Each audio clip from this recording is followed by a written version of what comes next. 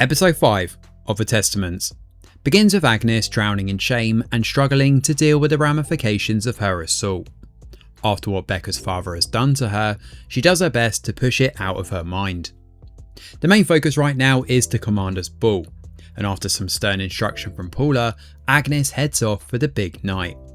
Now, Gilead has been instrumental in reducing these girls down so their adolescence is all but a fleeting memory. The only night they really get a chance to properly be teenagers is at this ball. The Plum girls are all in attendance, hoping to secure marriage proposals. Agnes is still struggling though, and she's standoffish with Becca as a result. Aunt Esty gives a little speech to the girls before they hit the dance floor. There's a big synchronised dance to kick things off, which is quite the spectacle. Aunt Lydia is the one who obviously draws the plaudits. Next up is the father's dance, where the commanders join their daughters on the floor. Only it causes more drama for Agnes, who winds up spotting Becca's father and she begins spiralling as a result. The fathers then hand the girls over to their prospective husbands, at least we think they are, who wind up talking to the girls. There's some nice chatter between Agnes and a nervous boy who talks about Jaws, a movie she hasn't seen, but it's all largely a warm-up before the more powerful commanders and their actual potential husbands enter the room. Outside, Daisy's lucky she's not sent to the colonies when she verbally lashes out at an older commander who tries touching her. Garth shows up and saves the day, promising the older man that he will sort this out. When the guy leaves, Garth talks to Daisy about the chocolate she was given. Apparently the rebels believe Mackenzie might be brokering a deal with the Japanese for artillery. Garth tells Daisy to lower her voice when they talk, but she's not exactly subtle. The tensions between Agnes and Becca haven't gone unnoticed by the other girls either. But Shu is convinced this is just the girls competing over the commander's affection. The commander dancing with Agnes right now though is called away to the war room, so he asks Garth to take over the dance. Obviously we know there's chemistry between them, and it's one of the brief moments of happiness that Agnes experiences. However, Garth doesn't want her getting in trouble, so he quickly leaves before things escalate. As for Aunt Lydia, she confronts a few of the commanders and convinces them not to let the girls get drunk. When she leaves, there's an interesting ripple of dissent as Vidala is taken aside, with Commander Judd suggesting they discuss the future together.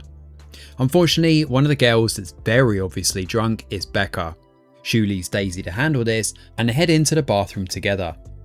Becca admits she hasn't eaten all day, which is obviously why she's drunk right now, but she does open up about her feelings, including how she doesn't want the commanders to look at her anymore. As the pair talk, Becca all but admits she's in love with Agnes. Daisy reassures her that it's okay to feel this way, but Becca hurriedly leaves before she gets herself into trouble. Further drama ensues though when rumours about Becca begin to swirl. Shu gets angry and smacks one of the girls for talking trash about her. Meanwhile, Agnes is taken away from the party by Aunt Cabana, who brings her to Commander Judd. In front of the most powerful men on camera, she's forced to open up and talk about how she's going to be a good wife. After a bit of a wobble, Agnes eventually composes herself long enough to do her speech. She clings to the trust that God will see her through, but whether he will or not is another matter. As the party winds down, Agnes speaks to Becca. She's obviously worried, but Agnes does her best to help her friend. Aunt Lydia, meanwhile, is pissed. She questions Vidala and how she has a lot to prove, given some of the girls were drunk on her watch. That doesn't pose well for them, as Vidala lashes out at the girls afterwards. However, this is cut short when Hulda comes flying in after ringing the bell. She's just started her period, and the girls are ecstatic. Except for Shu. On the way home, Commander Mackenzie speaks to Garth, who's just on the verge of having a big promotion. He's about to become a commander, which makes him eligible. This gets Agnes's hopes up as she wants to try and match with him. Which brings this episode to a close.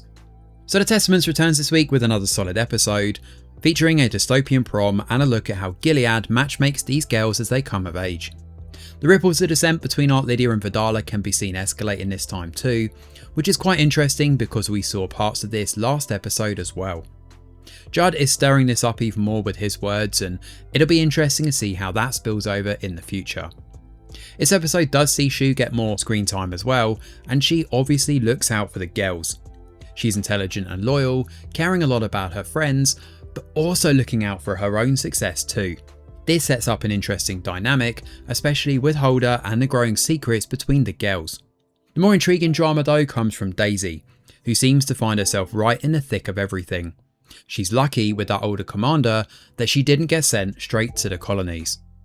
The prom itself is just pretty gross from start to finish, let's be honest, given the girls are basically being auctioned off to the highest bidder. The ending though seems to hint that Agnes is going the same route as June, falling in love with a guard and potentially getting herself in a heap of trouble in the process. But then if Garth is going to be a commander, is there a shining light at the end of this bleak tunnel? Thanks for watching, and do let us know your thoughts in the comments below. Smash a like or subscribe to the channel, your support is very much appreciated. I'm Greg Wheeler, and from all of us over here at The Review Geek, we'll see you on the next video.